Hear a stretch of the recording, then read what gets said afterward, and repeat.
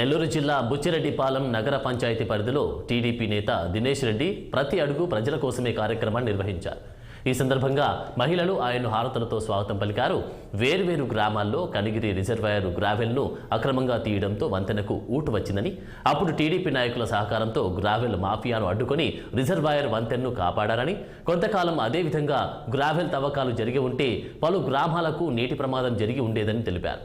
కోవూరు నియోజకవర్గంలో సహజ సంపదమైన గ్రావెల్, మట్టి, ఇసుక లాంటి సంపదను దోచుకున్న వారి వద్ద టీడీపీ రికవరీ చేసి ఆ గ్రామాలకు పంచిపెడుతుందని స్పష్టం చేశారు. ఇక రానున్న ఎన్నికల్లో జగన్మోహన్ రెడ్డికి ప్రజలు బుద్ధి చెప్పడం, టీడీపీ అధికారంలోకి రావడం ఖాయమని ధీమా వ్యక్తం చేశారు. రోజుకి 200 పైన టిప్పర్లు ఎత్తుకొని తీసుకెళ్లారు. కనిగిరి రిజర్వాయర్ లో ఊట మొదలై నీళ్లు లీకేజ్ కూడా స్టార్ట్ అయిపోయింది. ఇంకా కూడా అది కొనసాగుంటే వాళ్ళ గ్రామం మొత్తం కూడా మునిగిపోయే ఆస్కారం ఉండింది.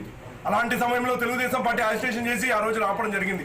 అలానే ఎన్నో సమస్యలు ఉన్నాయి. వాళ్ళ హౌస్ సైట్స్ ఉన్నాయి, హౌస్ సైట్ సమస్యలు ఉన్నాయి. చాలా మంది పాత ఇల్లులు ఉరుస్తున్నాయి.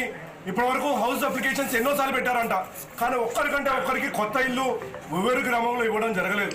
అలానే చాలా చోట్ల రోడ్డు దుస్థితిగా ఉన్నాయి, రోడ్లకి గుంతలమయంగా ఉన్నాయి. అలానే జరగాల్సిన మౌలిక వసతులు కూడా ఎక్కడ కూడా కల్పన జరగట్లేదు. గ్రావెల్ని ఇష్టానుసారం ఎత్తేశారు. రోజుకి